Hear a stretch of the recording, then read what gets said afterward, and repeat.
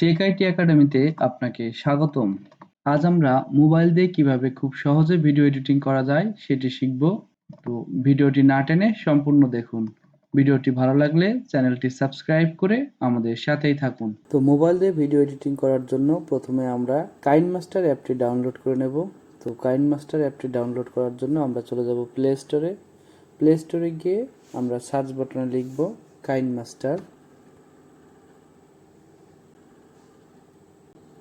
তো কাইনমাস্টার লেখার পরে এরকম কাইনমাস্টার অ্যাপটি চলে আসবে।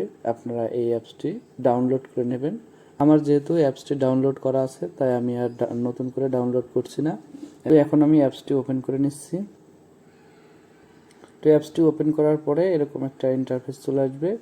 তো এখান থেকে আপনারা চলে যাবেন ক্রিয়েট নিউতে।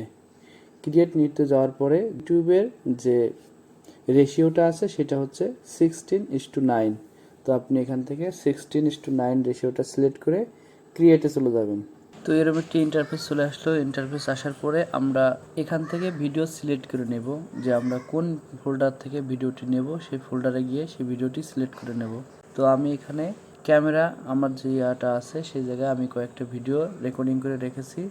তো আমি এই ভিডিওগুলো সিলেক্ট করে নিচ্ছি। তো আমি এখান থেকে পরপর 5টা ভিডিও সিলেক্ট করে নিলাম। তো এই ভিডিওগুলাই আমি এখন এডিট করে দেখাবো। তো এখানে টিক মার্কে দিয়ে দিলেন, এরকম চলে আসলো। তো আমি এবার ভিডিওটার প্রথমে গিয়ে একটু প্লে করে দেখি কি ভিডিও আমি রেকর্ড করে রেখেছি।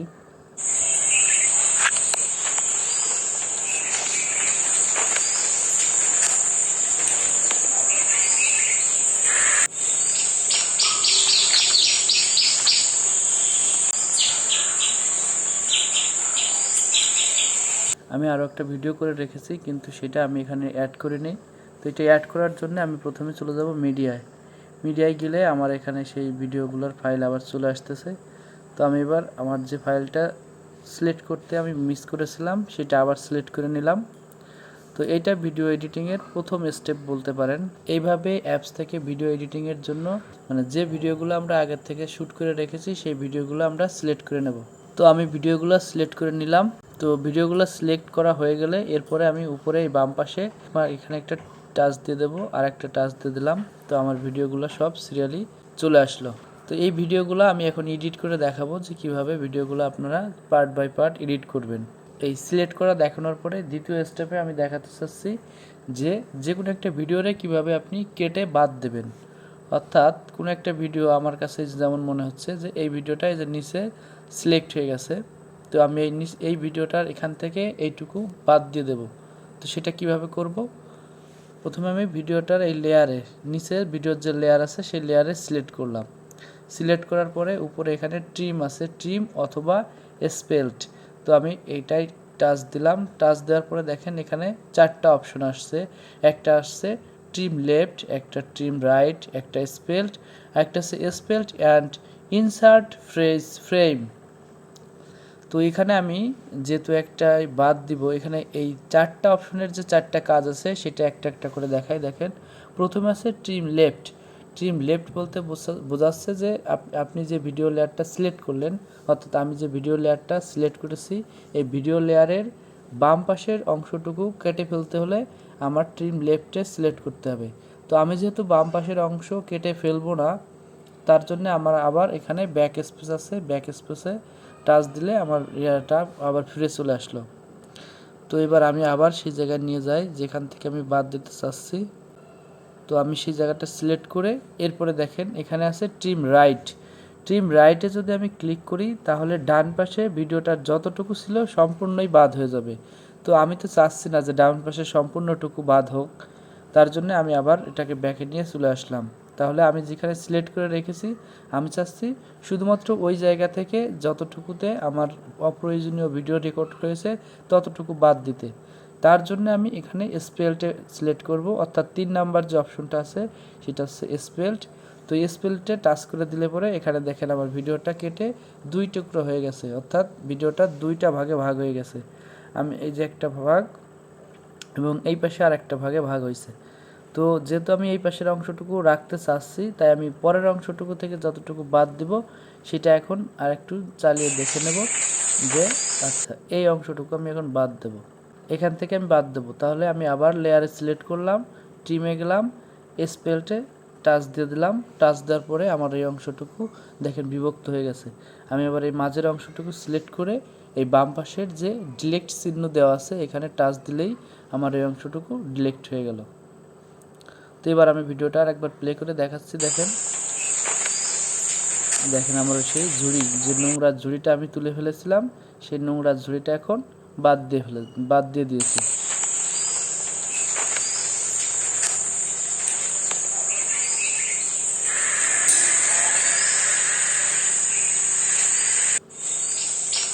তো আশা করি আপনারা এটা বুঝতে পেরেছেন যে কিভাবে আপনারা কোনো একটা ভিডিওর কোনো একটা অংশকে কেটে বাদ দিবেন।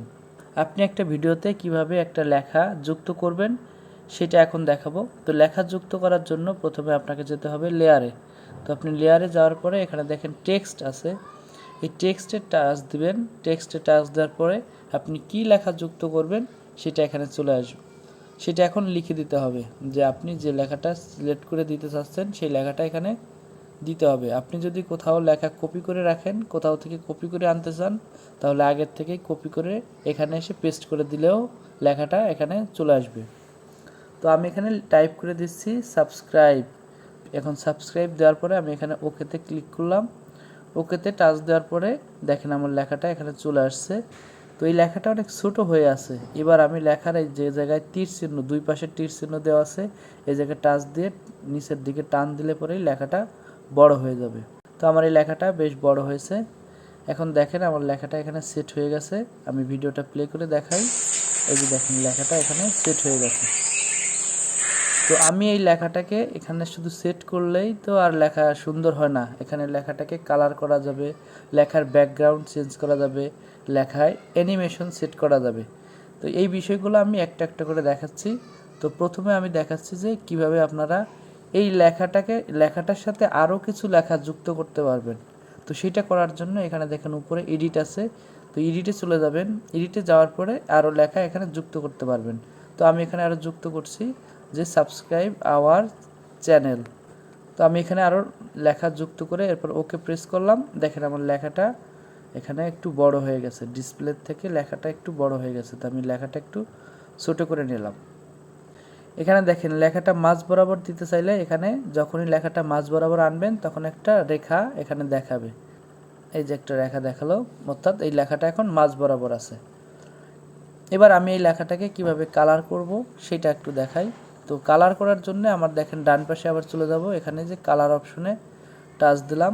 এবার দেখেন এখানে বিভিন্ন ধরনের কালার দেওয়া আছে। যে কালারটা আপনার লেখা উপযোগী সেটা আপনি এখানে সিলেক্ট করে নেবেন। তো আমি এখানে লাল কালার দিব।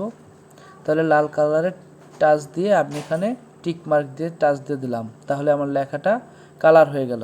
এই লেখার আপনি এখন ব্যাকগ্রাউন্ড কালার চেঞ্জ করবেন, অর্থাৎ লেখাটায় একটা ব্যাকগ্রাউন্ড কালার দেবেন। তার জন্য আপনি কি করবেন, ডান পাশ থেকে এখানে উপর দিকে ধাক্কা দেন। উপর দিকে ধাক্কা দেওয়ার পরে দেখবেন নিচে ব্যাকগ্রাউন্ড কালার লেখা চলে আসছে। তো এই ব্যাকগ্রাউন্ড কালারে টাচ দেবেন, এটাকে এনাবল করে দেবেন। তাহলে এনাবল করলে অটোমেটিকলি দেখেন এখানে ব্যাকগ্রাউন্ড কালার কালো হয়ে গেছে। তো আমি এই ব্যাকগ্রাউন্ডের কালারটাকে আরও চেঞ্জ করতে চাচ্ছি। তো এইটাকে চেঞ্জ করার জন্য এই যে 00 দেওয়া আছে এটার উপরে টাচ দিলাম। তাহলে পরে এখানে আমার কালার চলে আসলো। তো এখানে আমি যে কোনো কালার ইচ্ছা করলে সেটা চেঞ্জ করে দিতে পারি। তো আমি এখানে সাদা কালার দিয়ে দিচ্ছি। সাদা কালার দিয়ে এখানে টিক মার্কে টাচ দিয়ে দিলাম। তাহলে আমার লেখাটার ব্যাকগ্রাউন্ড কালার চেঞ্জ হয়ে গেল। তো এখানে আরও একটা জিনিস দেখেন, আপনি যে ব্যাকগ্রাউন্ডটা চেঞ্জ করছেন এটা কি ফুল হোয়াইট ব্যাকগ্রাউন্ড করবেন, তাহলে পরে এখানে ফুল হোয়াইট ব্যাকগ্রাউন্ডে টাচ দিয়ে দেবেন। টাচ দিয়ে দিলে এটা ফুল হোয়াইট ব্যাকগ্রাউন্ড হয়ে যাবে, অথবা আপনার লেখা যতটুকু ততটুকুই ব্যাকগ্রাউন্ড কালার হবে।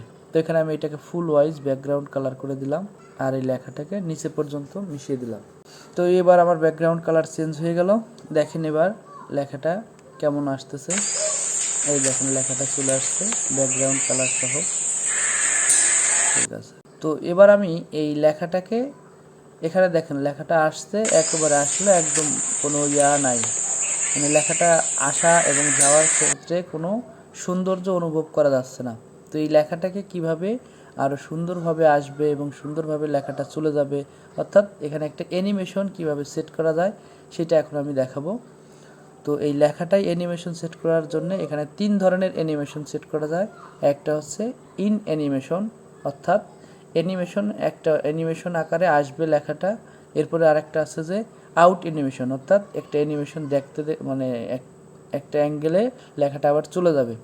আর আরেকটা আছে যে ওভারলে অ্যানিমেশন। এই ওভারলে অ্যানিমেশনটা হচ্ছে লেখাটা যতক্ষণ থাকবে ততক্ষণ এক ধরনের একটা অ্যানিমেশন এই লেখাটা শো করবে। এই ইন অ্যানিমেশন সেট করার জন্য আপনারা এই লেখার লেয়ারে টাচ করবেন।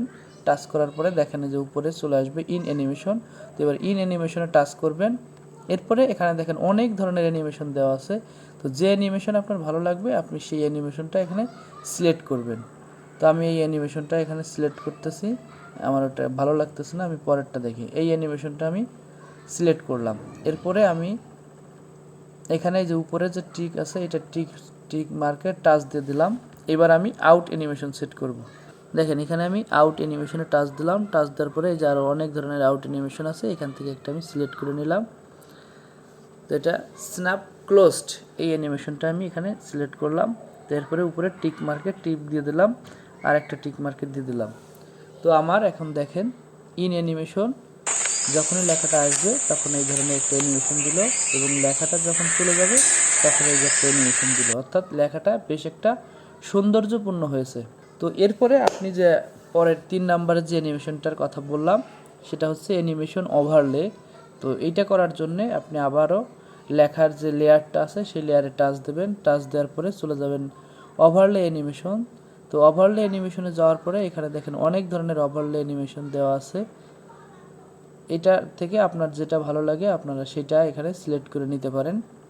তো আমি এখানে ওভারলে অ্যানিমেশন দিতে চাচ্ছি না। তো আপনাদের যেটা ভালো লাগবে সেটা দিয়ে দেখবেন যে লেখাটা অনেক সুন্দর দেখাবে। যেহেতু ভিডিওটা অনেক লং হয়ে যাচ্ছে তাই আজকের ভিডিও এ পর্যন্ত রাখতে চাচ্ছি। এরকমভাবেই আমি আস্তে আস্তে এই বিগিনার থেকে অ্যাডভান্স লেভেল পর্যন্ত আপনারা কিভাবে একটা ভিডিও এডিটিং করবেন সেটা শেখাবো। তার জন্য আমি এই ভিডিওগুলো পার্ট বাই পার্ট দেওয়ার চেষ্টা করব। তো আজকের ভিডিও এ পর্যন্তই। ভিডিওটি ভালো লাগলে আমাদের চ্যানেলটি সাবস্ক্রাইব করে আমাদের সাথেই থাকুন।